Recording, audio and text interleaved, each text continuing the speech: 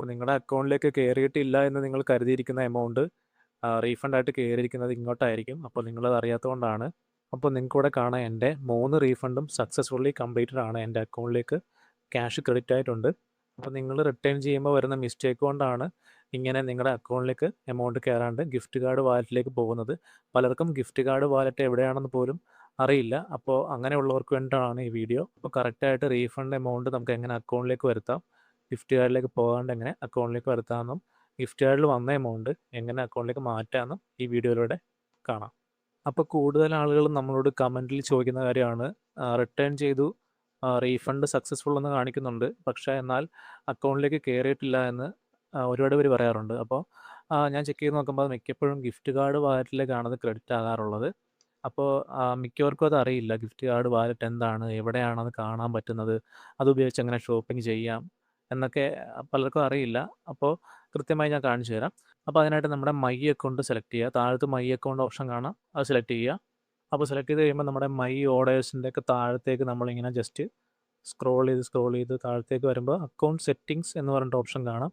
അപ്പോൾ ഈ അക്കൗണ്ട് സെറ്റിങ്സിൽ എഡിറ്റ് പ്രൊഫൈലിൽ തൊട്ട് താഴത്ത് saved credit debit and gift cards എന്ന് കാണാം. ഇവിടെയാണ് നമ്മൾ ഇപ്പോൾ കാർഡൊക്കെ ഉപയോഗിച്ച് പേയ്മെൻറ്റ് ചെയ്യുവാണെങ്കിൽ അത് സേവ് ചെയ്ത് വെക്കാനുള്ള ഓപ്ഷൻ ഇവിടെയാണ്. അപ്പോൾ അവിടെ ക്ലിക്ക് ചെയ്യുമ്പോഴാണ് ഈ ഗിഫ്റ്റ് കാർഡും കാണുന്നത്.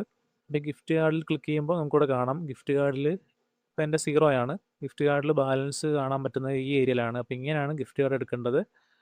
അപ്പോൾ നിങ്ങൾ റീഫണ്ട് ചെയ്ത എമൗണ്ട് നിങ്ങൾ അക്കൗണ്ട് പേയ്മെൻറ്റ് മെത്തേഡ് ആഡ് ചെയ്തില്ലെങ്കിൽ നേരെ ഇങ്ങോട്ടാണ് വരുന്നത്. അതായത് നിങ്ങൾ റിട്ടേൺ ചെയ്യുമ്പോൾ നിങ്ങളുടെ ബാങ്ക് അക്കൗണ്ട് കൊടുക്കാനുള്ള ഓപ്ഷൻ ചോദിക്കും. അപ്പോൾ പലരും അത് കൊടുക്കാത്തത് കൊണ്ടാണ്, നേരെ റിട്ടേൺ ചെയ്യുന്നത് കൊണ്ട് മാത്രമാണ് ഗിഫ്റ്റ് കാർഡിൻ്റെ ഈ വാലറ്റിലേക്ക് എമൗണ്ട് ക്രെഡിറ്റ് ആകുന്നത്. അപ്പോൾ നിങ്ങളുടെ അക്കൗണ്ടിൽ വരും എന്നോർത്ത് വെയിറ്റ് ചെയ്യുമ്പോൾ അത് ഇങ്ങോട്ടായിരിക്കും വരുന്നത്. സക്സസ്ഫുൾ എന്ന് കാണിച്ചാലും ഇങ്ങോട്ടായിരിക്കും വരുന്നത്. അപ്പോൾ പലർക്കും അത് അറിയില്ല. അപ്പോൾ നമുക്ക് ഇവിടുന്നും ഇത് ഉപയോഗിച്ച് ഷോപ്പ് ചെയ്യാൻ പറ്റും. അതെങ്ങനെയാണെന്ന് കാണിച്ചു തരാം. അപ്പോൾ നമ്മൾ നോർമലി ഒരു പ്രോഡക്റ്റ് പർച്ചേസ് ചെയ്യുമ്പോൾ തന്നെ പർച്ചേസ് ചെയ്യുക, ബൈ നൗ കൊടുത്ത് മുന്നോട്ട് പോവുക. അപ്പോൾ നമ്മൾ അഡ്രസ് ഡീറ്റെയിൽസ് ഒക്കെ കൊടുത്ത് പേയ്മെൻറ്റ് പേജിൽ വരുമ്പോൾ താഴത്തേക്ക് ക്യാഷ് ഓൺ ഡെലിവറിയുടെ തൊട്ട് താഴത്ത് ഹാവ് എ ഗിഫ്റ്റ് കാർഡ് എന്ന് കാണാൻ പറ്റും. അപ്പോൾ നമ്മളിവിടെ എൻ്റെ ബാലൻസ് 0 ആയതുകൊണ്ടാണ് ഇവിടെ ഒന്നും കാണിക്കാത്തത്. അതുകൊണ്ടാണ് ആഡ് വന്നേക്കുന്നത്. ഇല്ലെങ്കിൽ നമ്മുടെ എമൗണ്ട് എത്രയാണോ ഇവിടെ കാണിക്കും. അപ്പോൾ നമ്മൾ ഇത് സെലക്ട് ചെയ്താൽ മതി. ഗിഫ്റ്റ് കാർഡ് ഇപ്പോൾ ഇല്ലാത്തതുകൊണ്ടാണ് സെലക്ട് ചെയ്യാൻ പറ്റാത്തത്. അപ്പോൾ നമ്മൾ ക്യാഷ് ഓൺ ഡെലിവറി സെലക്ട് ചെയ്യും പോലെ തന്നെ ഈ ഒരു ഗിഫ്റ്റ് കാർഡും സെലക്ട് ചെയ്യാൻ പറ്റും. അപ്പോൾ അവിടുന്ന് പേ ചെയ്യാൻ പറ്റും. അപ്പോൾ അങ്ങനെ നിങ്ങൾക്ക് സാധനം വാങ്ങിക്കാം. പക്ഷേ ഗിഫ്റ്റ് കാർഡിൽ വന്ന റീഫണ്ട് എങ്ങനെ ബാങ്ക് അക്കൗണ്ടിലേക്ക് മാറ്റാം എന്ന് നോക്കുമ്പോൾ അങ്ങനെ ഒരു ഓപ്ഷൻ നമുക്കിവിടെ ഇല്ല. അതായത് നമുക്ക് മാനുവലി അക്കൗണ്ടിലേക്ക് മാറ്റാനൊരു ഓപ്ഷൻ ഇല്ല. പക്ഷേ മാറ്റാനായിട്ട് പറ്റുമെങ്കിൽ അത് നമുക്ക് കസ്റ്റമർ കെയറിൽ വിളിച്ച് മാറ്റാനായിട്ട് സാധിക്കും. അപ്പോൾ അവർ നമുക്ക് ട്രാൻസ്ഫർ ചെയ്ത് നമ്മുടെ അക്കൗണ്ടിലേക്ക് തരും. അപ്പോൾ അത് റിക്വസ്റ്റ് ചെയ്യണം. അപ്പോൾ കസ്റ്റമർ കെയറിൽ കോൺടാക്ട് ചെയ്യാനും പലർക്കും അറിയില്ല. അപ്പോൾ നമ്മൾ അതിൻ്റെയും വീഡിയോ ചെയ്തിട്ടുണ്ട്.